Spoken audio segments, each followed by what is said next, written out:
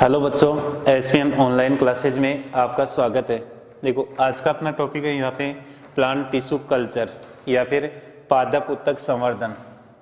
Topic है अपना plant tissue culture या फिर इसे बोलते हैं पादप उत्तक संवर्धन। देखो, कृत्रिम रूप से यहाँ पर पादप के विभिन्न भागों का संवर्धन किया जाता है और जो विभिन्न भाग है उनके द्वारा यहाँ पे नए पादप का फॉर्मेशन किया जाता है। तो यहाँ पे कृत्रिम माध्यम जिसमें पादप अंगों का संवर्धन किया जाता है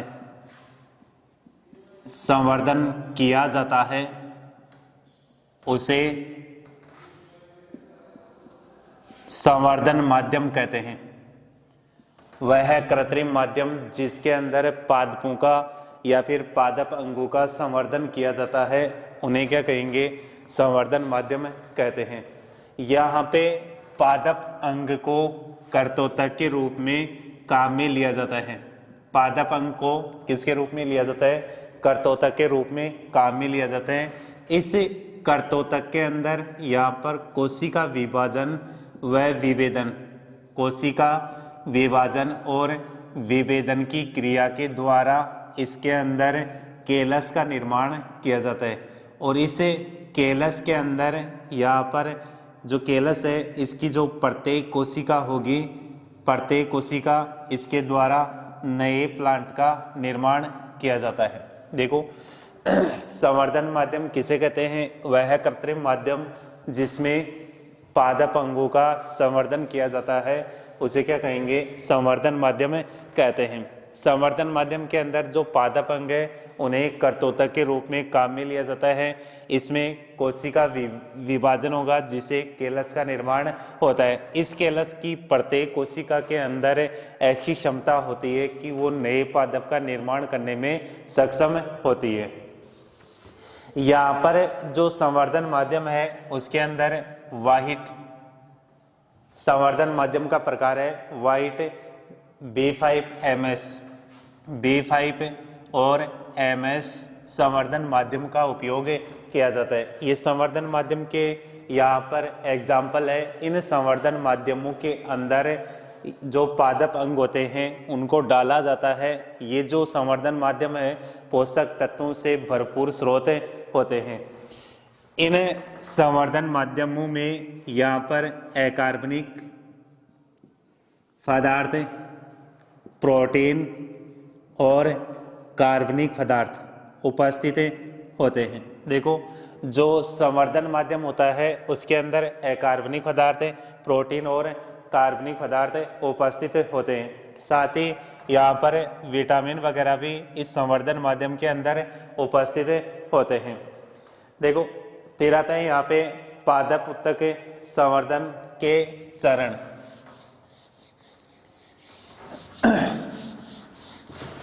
पादप उत्तक संवर्धन के चरण। देखो, पादप उत्तक संवर्धन के चरण यहाँ पर इसके भिन्न भिन्न चरण है। या फिर जो पादप उत्तक संवर्धन है इसे 5 चरणों के अंदर डिवाइड किया गया है। जिसके अंदर पहला चरण आता है शून्य चरण, सेकंड नंबर पे आता है प्रथम, तीसरे पे द्वितीय चरण, चौथे पे तृतीय चरण और पांचवे पे आता है इसमें चतुर्थ चरण।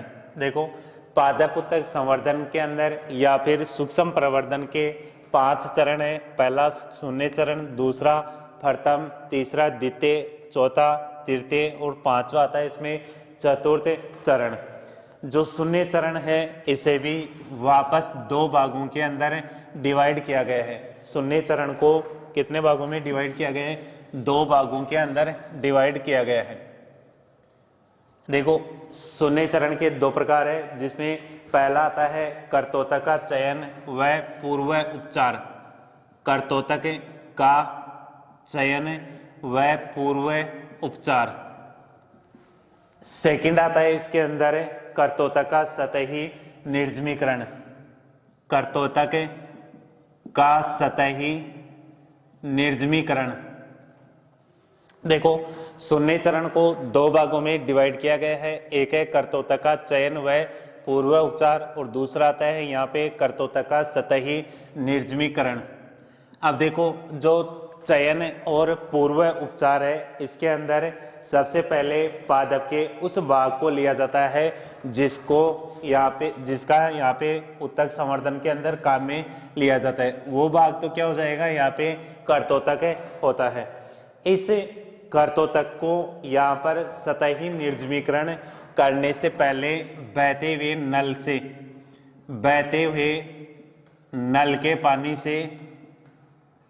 नल के पानी से धोया जाता है।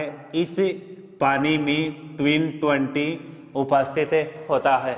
इस पानी के अंदर क्या पाया जाता है, ट्विन 20 उपस्थित होता है, जिसके कारण यहाँ पर कर्तोतक की जो सतह होती है, कर्तोतक की सतह पर उपस्थित मिट्टी व सूक्ष्म जीवों को हटाया जाता है। देखो, कर्तोतक का चयन और पूर्व उपचार, इसके अंदर क्या करेंगे कि जो कर्तोतक होता है इसको बहते हुए जल के अंदर ट्विन 20 के द्वारा धोया जाता है, जिसके कारण कर्तोतक की सतह पर उपस्थित मिट्टी और जो सूक्ष्म जीव होते हैं उनको हटा दिया जाता है। दूसरा आता है इसमें कर्तोतक का सतही निर्जमीकरण। इसके अंदर HgCl2,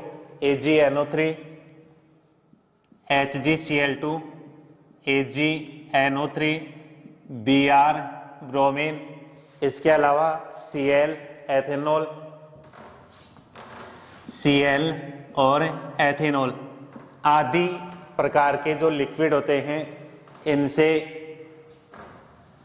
इनमें से किसी से भी यहाँ पर जो कर्तोतक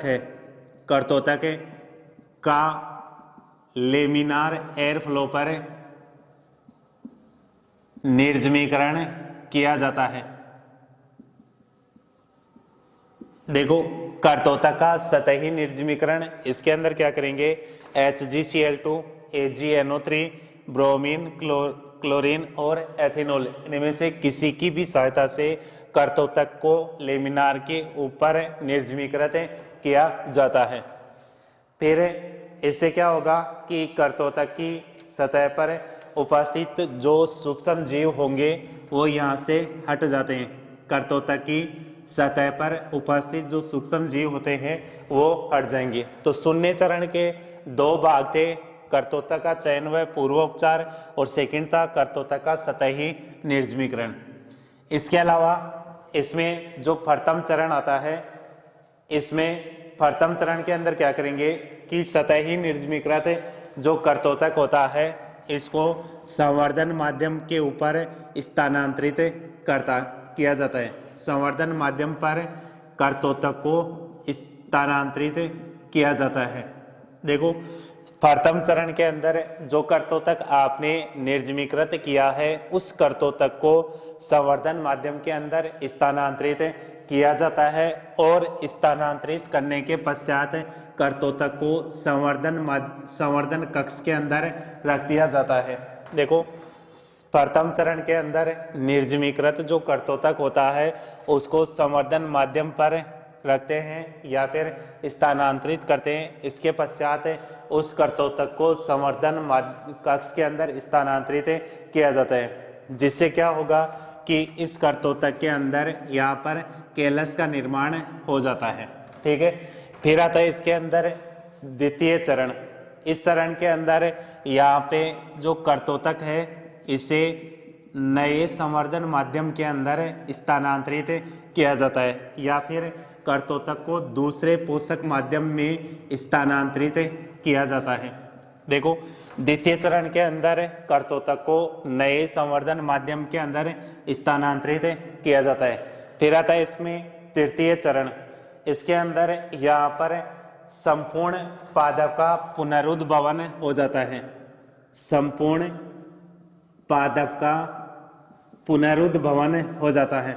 देखो, तृतीय चरण के अंदर क्या होगा, जब कर्तोतक को नए माध्यम के अंदर स्थानांतरित किया जाता है तो उसके पश्चात यहाँ पर जो कर्तोतक है उसके अंदर संपूर्ण पादप का पुनरुद्भवन हो जाता है। फिर आता है यहाँ पे चतुर्थ चरण। इस चरण के अंदर संवर्धन द्वारा विकसित जो पादप होता है, विकसित पादप को, पादप का दृढ़ीकरण, विकसित पादप का यहाँ पे दृढ़ीकरण व वातानुकूलन किया जाता है। वातानुकूलन किया जाता है। दृढ़ीकरण और वातानुकूलन का मतलब होता है कि जो पादप है उसको आपने लैब के अंदर बनाया है, तो इस पादप को बाह्य वातावरण के अंदर डालने के लिए उसको बाह्य वातावरण की जो भौगोलिक परिस्थितियां है उसके लिए अनुकूलित किया जाता है, या फिर बाह्य वातावरण के अंदर उगने के लायक वहां पर उस पादप को बनाया जाता है। वो कौन सा चरण होगा यहाँ पे? चतुर्थ चरण। अब देखो शून्य चरण के अंदर आपने लिखा था कर्तोतक का चयन। कर्तोतक का चयन, पादप के कौन से भाग है जिनके द्वारा यहाँ पर कर्तोतक का निर्माण किया जा सकता है। जैसे क्लोनिंग के लिए परौह और कक्षस्थ कलिकाओं का उपयोग किया जाता है। जैसे मान लीजिए पादप की क्लोनिंग करनी है तो उसके लिए परौह और कक्षस्थ कलिकाओं को काम में लिया जाता है। इसके अलावा जैसे वायरस मुक्त पादप, वायरस मुक्त पादप प्राप्त करने के लिए पादप के शीर्ष भाग का चुनाव किया जाता है। पादप के शीर्ष भाग का चुनाव किया जाता है, या फिर आप ये भी लिख सकते हो कि जो शीर्षस्थ विभज्योतक होता है इसका चयन किया जाता है। अब क्यों किया जाता है? क्योंकि शीर्षस्थ विभज्योतक के अंदर वायरस का अभाव होता है, इसलिए वायरस मुक्त पादप को तैयार करने के लिए शीर्षस्थ विभज्योतक का चुनाव किया जाता है। फिर आता है इसमें कायिक कलोनीय प्रवर्धन। कायिक कलोनीय प्रवर्धन, इसके लिए यहाँ पर जैसे विभज्योतक को छोड़कर, विभज्योतक को छोड़कर पादप के शेष भाग, पादप के शेष भाग का चयन करते हैं। देखो कायिक कलोनीय प्रवर्धन की क्रिया के लिए कर्तोतक कहाँ से प्राप्त किया जाता है?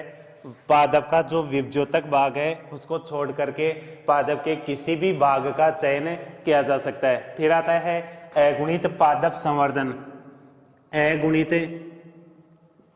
पादप संवर्धन यानी कि अगुणित पादप का निर्माण करना है तो उसके लिए यहाँ पर जैसे परागकण हो गया, परागकोश और अंडकोशिका। परागकण, परागकोश और जो अंडकोशिकाएं होती है इनके द्वारा यहाँ पर अगुणित पादप का संवर्धन किया जा सकता है। फिर आता है इसमें जीवद्रव्य संवर्धन। जीवद्रव्य संवर्धन के लिए सामान्य रूप से जो पत्तियां होती है उनको काम में लिया जाता है। सामान्य रूप से जो पत्तियां होती है उनको काम में लिया जाता है। फिर आता है इसमें त्रिगुणित पादप संवर्धन। त्रिगुणित पादप संवर्धन। अब देखो त्रिगुणित पादप संवर्धन या फिर 3N वाला पादप कैसे प्राप्त करेंगे? तो यहाँ पे जो एंडोस्पर्म होता है या फिर भ्रूणपोष होता है उनके द्वारा भ्रूणपोष या फिर एंडोस्पर्म के द्वारा त्रिगुणित पादप का निर्माण किया जा सकता है। जब कर्तोतक भ्रूणपोष या एंडोस्पर्म से बनाया जाता है तो यहाँ पर त्रिगुणित पादप का संवर्धन किया जाता है। फिर आता है इसमें कायिक भ्रूणोद्भव। कायिक भ्रूणोद्भव, इसके अंदर क्या होगा? तरुण जो पादप होता है उसके अंदर जो नवनिर्मित अंग होते हैं या फिर नवनिर्मित जो अंग होते हैं पादप के, उन अंगों के द्वारा कायिक भ्रूणोद्भव की क्रिया संपन्न करवाई जाती है। फिर आता है इसमें कैलस संवर्धन। केलस संवर्धन, केलस संवर्धन के लिए पादप का कोई भी भाग कर्तोतक के रूप में काम में लिया जा सकता है। देखो पादप उत्तक संवर्धन के चरण है 5। पहला शून्य चरण, सेकंड आता है इसमें प्रथम, फिर द्वितीय, तृतीय और चतुर्थ चरण। शून्य चरण 2 भाग है इसके, कर्तोतक का चयन व पूर्व उपचार, और सेकंड है कर्तोतक का सतही निर्जमीकरण। अब देखो पहला लिखा है यहाँ पे कर्तोतक का चयन। अब देखो कर्तोतक का चयन यहाँ पर क्लोनिंग के ऊपर डिपेंड करता है कि वहाँ पे किस भाग को निर्मित करना है या फिर किस प्रकार का पादप निर्मित करना है। जैसे पहली बात करते हैं क्लोनिंग की। क्लोनिंग की क्रिया करनी है तो यहाँ पर परौह और कक्षस्थ कलिकाओं के भाग को कर्तोतक के रूप में काम में लिया जाता है। फिर वायरस मुक्त पादप तैयार करने के लिए पादप के शीर्षस्थ भाग या फिर शीर्षस्थ जो विभज्योतक होता है उसको काम में लिया जाता है। फिर आता है यहाँ पे कायिक कॉलोनीय प्रवर्धन। इसके लिए विभज्योतक को छोड़ करके पादप के शेष भागों का चयन किया जाता है। जैसे कायिक कॉलोनीय प्रवर्धन की क्रिया अपनानी है तो शीर्ष विभज्योतक को छोड़ेंगे, इसके अलावा पादप के जो भी भाग होते हैं उन भागों के द्वारा कर्तोतक निर्मित किया जाता है। फिर इसमें अगुणित पादप संवर्धन है। इसके अंदर क्या होगा, जैसे पादप के जो परागकण हो गया, परागकोश और अंड कोशिका, इनके द्वारा यहाँ पर जो अगुणित पादप है उसका निर्माण किया जाता है। फिर आता है यहाँ पे जीवद्रव्य संवर्धन है। इसके अंदर क्या होगा कि सामान्य जो पत्ती होती है उसका उपयोग किया जाता है या फिर सामान्य पत्ती से निर्मित जो कर्तोतक होता है उसके द्वारा जीवद्रव्य संवर्धन की क्रिया अपनाई जाती है। फिर इसमें त्रिगुणित पादप संवर्धन। त्रिगुणित पादप संवर्धन के अंदर जैसे किसको काम में लिया जाता है, भ्रूणपोष या फिर जो एंडोस्पर्म होता है उसको काम में लिया जाता है। यहाँ पर जो भ्रूणपोष होता है ये त्रिगुणित अवस्था के अंदर उपस्थित होता है। फिर आता है यहाँ पे कायिक भ्रूणोद्भव। कायिक भ्रूणोद्भव के लिए यहाँ पर नवनिर्मित जो अंग होते हैं पादप के, उन अंगों को कायिक भ्रूणोद्भव के लिए काम में लिया जाता है। फिर इसमें केलस संवर्धन। इसके अंदर पादप का कोई भी भाग काम में लिया जा सकता है और कर्तोतक की भूमिका निभा सकते हैं। तो देखो कर्तोतक का चयन। फिर इसमें पूर्व उपचार। इसके अंदर क्या करेंगे, जो भी कर्तोतक आप यहाँ से लेना चाहते हो उस कर्तोतक को पहले बहते हुए जल के पानी से ट्विन 20 के द्वारा उपचारित किया जाता है या फिर धोया जाता है, जिसके कारण इसकी सतह पर उपस्थित जो मिट्टी के कण और सूक्ष्म जीव होते हैं उनको हटा दिया जाता है। सेकंड है कर्तोतक का सतही निर्जमीकरण। इसमें क्या होगा कि कर्तोतक को HgCl2, AgNO3, BrCl या फिर एथेनॉल, इनमें से किसी भी रसायन द्वारा या केमिकल द्वारा उपचारित किया जाता है। कहाँ पर किया जाता है, लेमिनार एयर फ्लो के ऊपर इसको निर्जमीकृत किया जाता है, जिसके कारण कर्तोतक पर उपस्थित जो सूक्ष्म जीव होते हैं वो नष्ट हो जाते हैं। फिर आता है इसमें प्रथम चरण। प्रथम चरण के अंदर संवर्धन जो कर्तोतक है उसे संवर्धन माध्यम पर स्थानांतरित किया जाता है। स्थानांतरित करने के पश्चात कर्तोतक को संवर्धन कक्ष में रखा जाता है और इस संवर्धन माध्यम के अंदर कर्तोतक द्वारा केलस का निर्माण होता है। फिर इसमें द्वितीय चरण। इस चरण के अंदर जो पहला संवर्धन माध्यम था उसमें से केलस को हटाएंगे और नए संवर्धन माध्यम के ऊपर इसको स्थानांतरित करते हैं। तीसरा आता है इसमें तृतीय चरण। चौथा तृतीय चरण। इस चरण के अंदर यहाँ पर केलस के द्वारा संपूर्ण पादप का निर्माण हो जाता है। पांचवा चरण है इसमें चतुर्थ चरण। इस चरण के अंदर क्या होगा, जो पादप आपने केलस द्वारा निर्मित किया है उस पादप का दृढ़ीकरण व वातानुकूलन किया जाता है, ताकि जो बाह्य वातावरण है उस बाह्य वातावरण के अंदर पादप को उगने के लायक बनाया जा सके। तो ये थे यहाँ पे पादप उत्तक संवर्धन के विभिन्न चरण।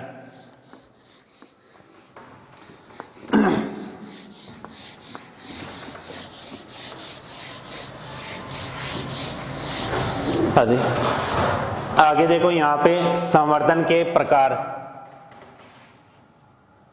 संवर्धन के प्रकार देखो, इसमें नंबर 1 आता है केलस संवर्धन। नंबर 1 आता है इसमें केलस संवर्धन। देखो केलस किसे कहते हैं? अविभेदित कोशिकाओं के समूह को, अविभेदित कोशिकाओं के समूह को केलस कहते हैं। इस केलस को पादप वृद्धि नियंत्रक,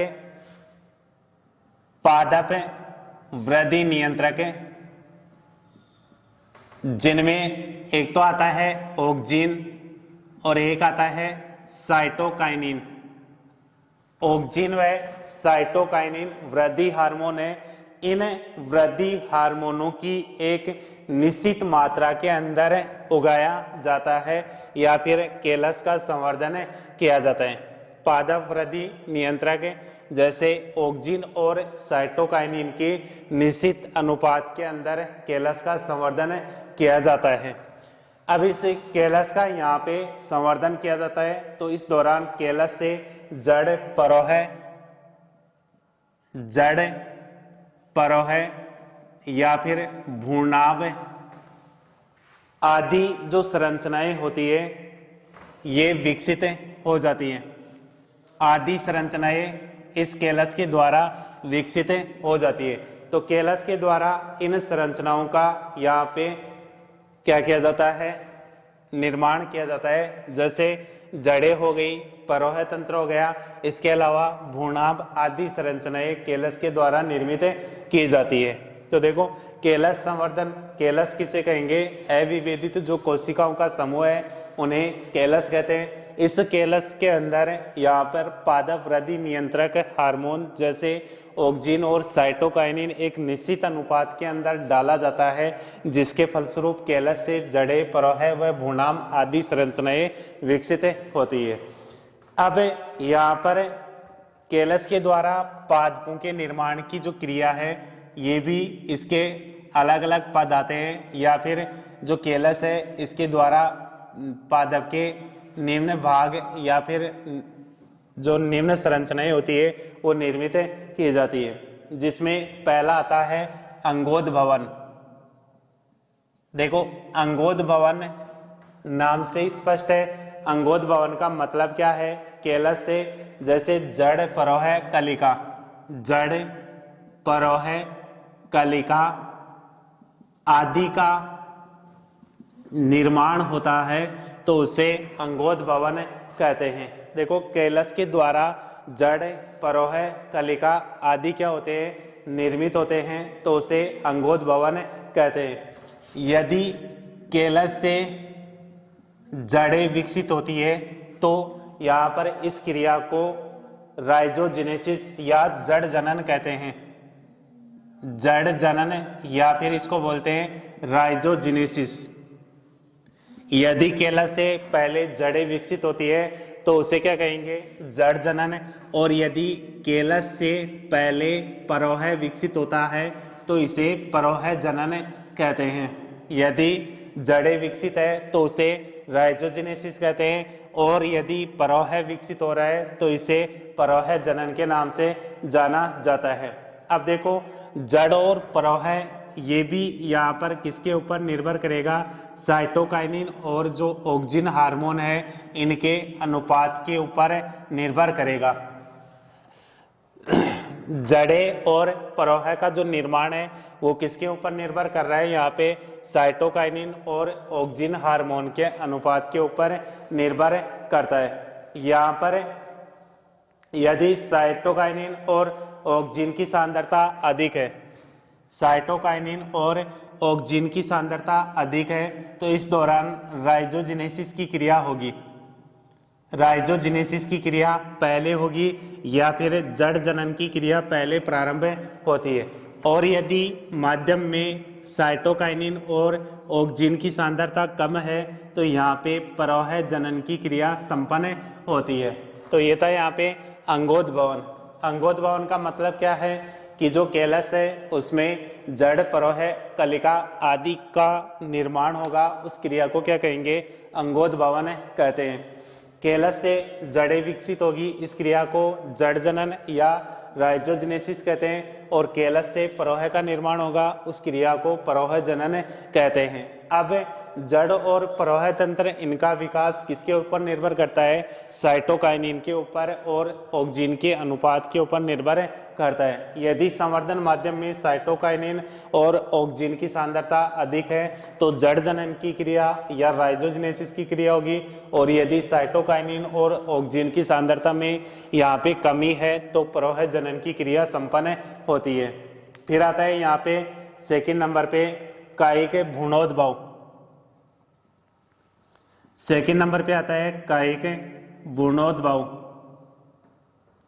देखो, कायिक भ्रूणोद्भव का मतलब है यहाँ पे कि जब भ्रूण का निर्माण कायिक ऊतकों के द्वारा किया जाता है। भ्रूण का निर्माण किसके द्वारा किया जाता है? कायिक ऊतकों के द्वारा किया जाता है। यहाँ पर कायिक भ्रूण अगुणित और द्विगुणित दोनों अवस्थाओं के अंदर हो सकता है। कायिक भ्रूण यहाँ पर अगुणित अवस्था के अंदर भी हो सकता है और द्विगुणित अवस्था के अंदर भी हो सकता है। द्विगुणित का मतलब तो जैसे किसी भी कोशिका के द्वारा, जड़ की कोशिका हो गई, तने की कोशिका हो गई या फिर पत्तियों की कोशिका हो गई, उनके द्वारा भ्रूण का निर्माण किया जाएगा, तो वो तो हो गया द्विगुणित भ्रूण। इसके अलावा जैसे यहाँ पर जो अगुणित संरचनाएं होगी पादप की, उनके द्वारा यदि भ्रूण का विकास किया जाता है तो उसे अगुणित कायिक भ्रूणोद्भव के नाम से जाना जाता है। फिर आता है इसमें, पहला था केलस संवर्धन। अब देखो सेकंड नंबर पे आता है यहाँ पे अंग संवर्धन। सेकंड नंबर पे आता है इसके अंदर अंग संवर्धन। अंग संवर्धन का मतलब है कि जो केलस है, इसके अंदर क्या होगा कि जो कर्तोतक है, कर्तोतक द्वारा पादप अंगों का निर्माण किया जाता है, तो उसे क्या कहेंगे? अंग संवर्धन के नाम से जाना जाता है। कर्तोतक द्वारा पादप के विभिन्न अंगों का निर्माण किया जाता है तो उसे अंग संवर्धन के नाम से जाना जाता है। और जो अंग संवर्धित किए जा रहे हैं उन अंगों के द्वारा भी यहाँ पर संपूर्ण पादप का निर्माण किया जा सकता है। देखो, अंग संवर्धन के अंदर कर्तोतक के द्वारा पादप अंगों का निर्माण किया जा रहा है और इन पादप अंगों के द्वारा संपूर्ण पादप को विकसित किया जा सकता है। फिर आता है यहाँ पे भ्रूण संवर्धन। 3 नंबर पे आता है भ्रूण संवर्धन। भ्रूण संवर्धन का मतलब होता है या तो देखो अपरिपक्व भ्रूण का या फिर परिपक्व भ्रूण का संवर्धन किया जाता है। अपरिपक्व भ्रूण का संवर्धन कर रहे हैं, इसका मतलब यहाँ पे भ्रूण संवर्धन की क्रिया है, इसे भ्रूण बचाव के नाम से भी जाना जाता है। इस क्रिया को किस नाम से जाना जाता है? भ्रूण बचाव के नाम से जाना जाता है। इसके अलावा नंबर 4 आता है इसमें परागकोश या परागकण संवर्धन। परागकोश या फिर परागकण संवर्धन। अब देखो, परागकण यहाँ पे अगुणित अवस्था के अंदर पाए जाते हैं, तो अगुणित पादप का निर्माण किसके द्वारा किया जा सकता है? परागकण के द्वारा किया जाता है। इसके लिए यहाँ पर जापानी जो वैज्ञानिक थे जापानी वैज्ञानिक शिमाकोरे ने सबसे पहले यहाँ पर जो परागकण संवर्धन है या परागकोश संवर्धन है इसके बारे में बताया था। इसके अलावा भारत के अंदर सतीश चंद्र और माहेश्वरी ने, भारत में सतीश चंद्र और माहेश्वरी ने यहाँ पर दथुरे के जो परागकण है उनका संवर्धन करके अगुणित पादप का निर्माण किया। अब देखो, जो परागकोश संवर्धन है इसके अंदर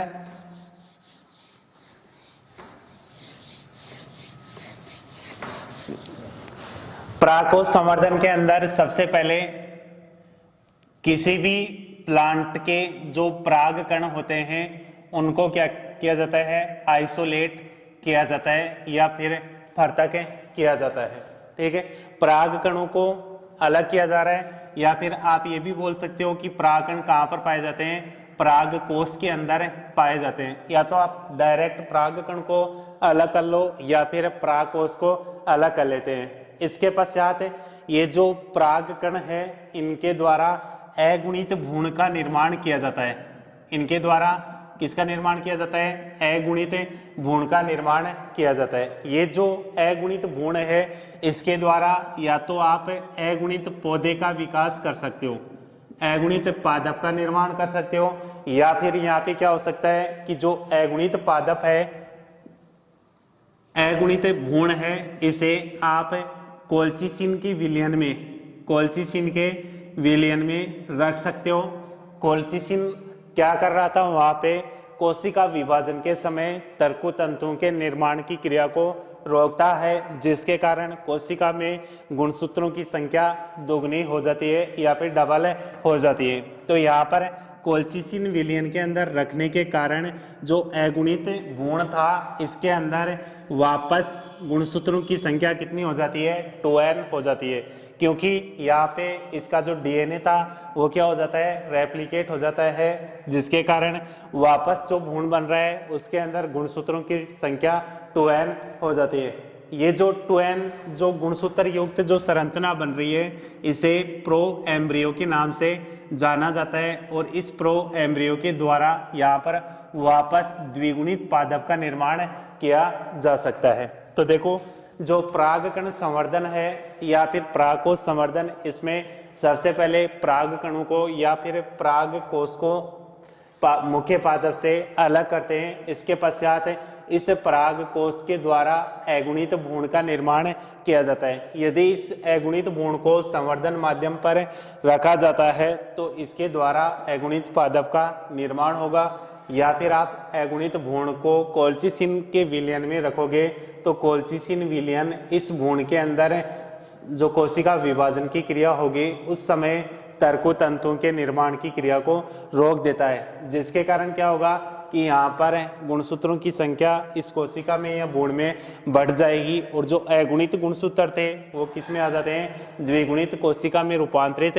हो जाते हैं। इस प्रकार की संरचना को प्रो एम्ब्रियो कहते हैं, और जो प्रो एम्ब्रियो है ये अंकुरित होकर के नए प्लांट का फॉर्मेशन करता है। एक और इसमें टेक्निक आती है यहाँ पे, कोशिका निलंबन संवर्धन।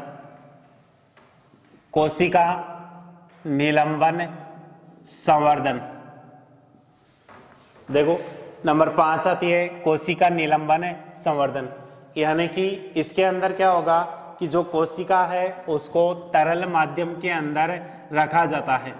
कोशिका का संवर्धन तरल माध्यम के अंदर किया जाता है, और इस प्रकार की जो क्रिया है उसे कोशिका निलंबन संवर्धन कहते हैं। इसके लिए क्या होगा कि व्यावसायिक स्तर पर या फिर बड़े स्तर पर यहाँ पर पादपों का निर्माण किया जाता है तो कोशिका निलंबन संवर्धन टेक्निक को अपनाया जाता है। फिर आता है इसमें लास्ट 6 नंबर पे जीवद्रव्य संवर्धन।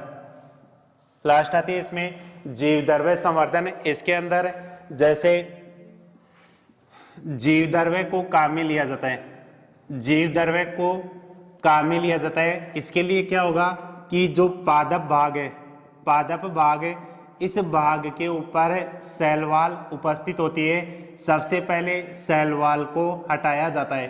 अब देखो यहाँ पर सेल वॉल मुख्य रूप से सेलुलोज और हेमी सेलुलोज से मिलकर के बनी होती है, तो इसके लिए सेलुलेज और हेमी सेलुलेज एंजाइम के द्वारा, हेमी सेलुलेज एंजाइम के द्वारा इसकी कोशिका भित्ति को यहाँ से हटाया जाता है। ठीक है, यहाँ से कोशिका भित्ति को हटाने के पश्चात जो संरचना बच रही है अपने पास वो कौन सा बचेगा, जीवद्रव्य बचता है। इस जीवद्रव्य को यहाँ पे संवर्धन माध्यम के अंदर रख करके यहाँ पर नए पादप का निर्माण किया जा सकता है। देखो, जीवद्रव्य संवर्धन, जीवद्रव्य को काम में लेकर नए प्लांट का निर्माण किया जाता है। इसके लिए पादप भाग के ऊपर सेल वॉल उपस्थित होती है, उसे हटाने के लिए सेलुलेज व हेमीसेलुलेज एंजाइम को काम में लिया जाता है। ये एंजाइम सेलुलोज व हेमीसेलुलोज को नष्ट करते हैं और जीवद्रव्य को आसानी से प्राप्त कर लिया जाता है। इस जीवद्रव्य को संवर्धन माध्यम के ऊपर स्थानांतरित किया जाता है और इस जीवद्रव्य के द्वारा नए पादप का निर्माण कर लिया जाता है। आज के लिए इतना ही, धन्यवाद।